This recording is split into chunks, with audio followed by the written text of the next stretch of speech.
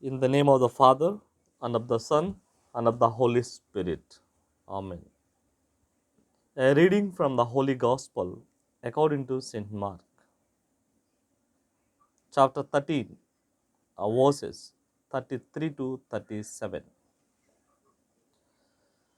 Be alert and watch, for you do not know when the time will come. When a man goes on a journey and leaves his home, he puts his servants in charge, giving to each one some responsibility, and he orders the doorkeeper to stay awake. So, so stay awake, for you do not know when the Lord of the house will come, in the evening or at midnight, when the cock crows or before dawn. If he comes suddenly, do not let him catch you asleep. And what I say to you, I say to all, stay awake. The Gospel of the Lord. Praise to you, Lord Jesus Christ. Dear brothers and sisters in Jesus, today, together with the church, we are beginning the new liturgical year, a new journey of faith to experience together in Christian communities, but as always, also to be taken within old history, so as to open it to God's mystery, to the salvation that comes from His love. The liturgical year begins with the season of Advent. It is a marvelous period in which the expectation of Christ's return and the memory of His fast coming. Today's liturgical theme is watch or be vigilant. Watch. This is Jesus' calls in today's gospel. He does not only address to his disciples but to everyone in the world. It is a beneficial reminder to us that life does not only have an earthly dimension but reaches towards beyond, like a plant that sprouts from the ground and opens towards the sky. Like a growing plant, the man endowed with freedom and responsibility. That is why each one of us will be called to account for how he or she has lived, how each one has used the talents with which each one is endowed, whether one has kept them to oneself or has made them productive for the good of our brothers and sisters. Today, in first reading, Prophet Isaiah, too, the prophet of Advent, with a heartfelt request addressed to God on behalf of the people, that gives us food for thought. He recognized the shortcomings of his people and said at a certain point, there is no one who calls upon your name, who rouses himself to cling to you, for you have hidden your face from us and have delivered us from our iniquities or from our sins. Isaiah chapter 64, verse 6. How can we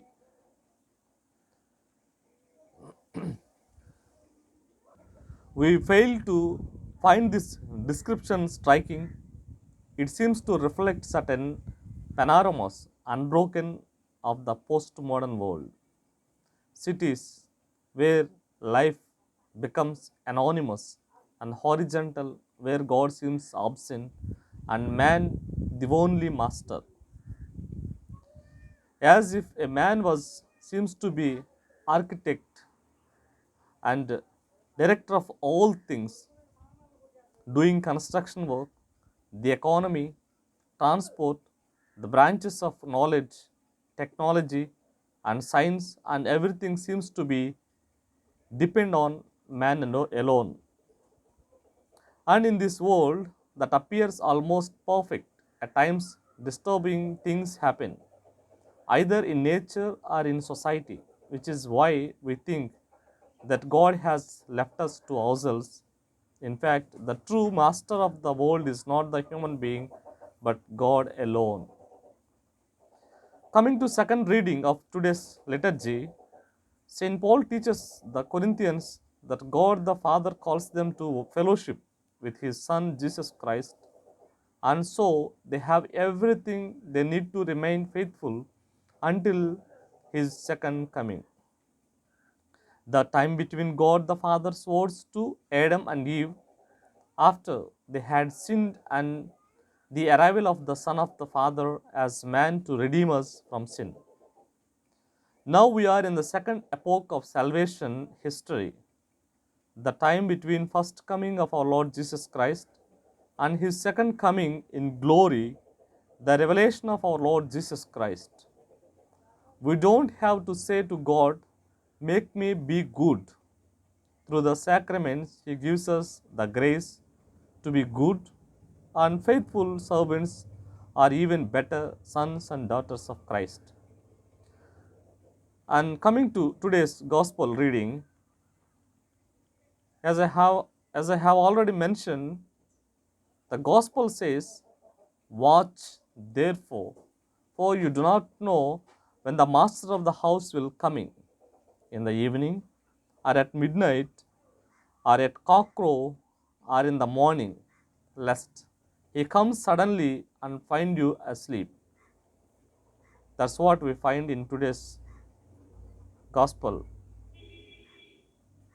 The season of Advent returns every year to remind us of this, in order that our life may find its proper orientation turned to the face of God.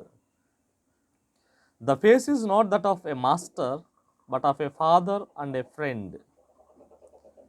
Let us make the prophet's words our own, together with the Virgin Mary, who guides us on our Advent journey. O Lord, you are our Father, we are the clay and you are our potter. We are all the work of your hand. Isaiah chapter 64, verse 8. Watchfulness. When we reflect this theme in the Catechism of the Catholic Church doctrine, it says, the whole section of vigilance, it says, vigilance in the context of humble vigilance of heart as the solution to problems of prayer. We should be vigilant in living our faith because Christ our Lord counsels us to.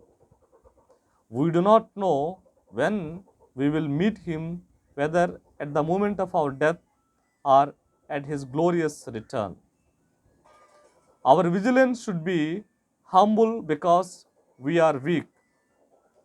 It is the heart most of all that must be vigilant, for where your treasure is, there will be your heart also. Matthew Gospel, chapter 6, verses 21.